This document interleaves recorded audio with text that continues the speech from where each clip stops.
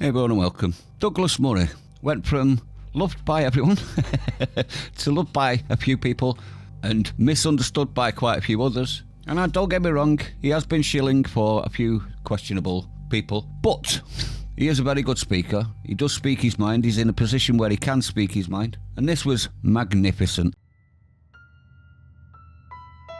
The core is one, and I can behold the tide. Let's have a listen to what he says. Our forebears who fought for our freedom, that we should have a threat of hundreds of thousands of people who hate Britain, who never ever carry a British flag, would never ever do anything that is patriotic for Britain. Why are we in this situation in Britain? I would tell you why. Again, it's because our government has lost control of the borders for years. And now we are a very low trust, very febrile society in Britain, where we used to be very high trust and where we didn't used to be at risk of having riots at any moment because of one madman anywhere in the country. We're in this situation because generations of politicians of all parties have brought us here. My question is always, why has it got to be always a one-way street on the toleration? We are forever being told about how tolerant we have to be. But it seems to me that the people saying that are highly intolerant of us and our traditions.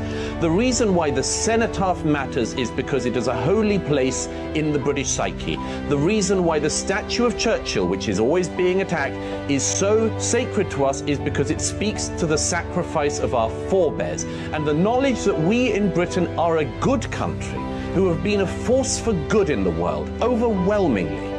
And that we have people in our country now who do not believe in that, who believe we have been a force for evil in the world, who march against our country, who threaten to despoil our holy places and our very identity. The British public should not endlessly be putting up with being insulted and defamed. And my belief is that we have the right to stand up for our traditions and a right to stand up for our holy places and our holy days. And that the situation we're in is that if anyone does say we must, if people are going to threaten to attack the cenotaph, we should defend it, people will say the people who defend it are far-right extremists. By the way, something they would never say against the people, the other way around, who would deface the cenotaph. So, we have been transformed as a society into an incredibly febrile, low-trust society.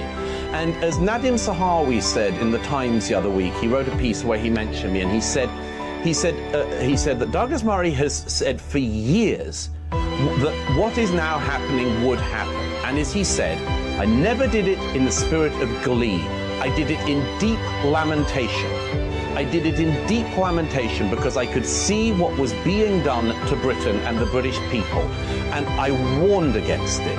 And Conservative, Labour, Liberal Democrats, SNP and others all just merrily went along the way of making our society something different. I never wanted that.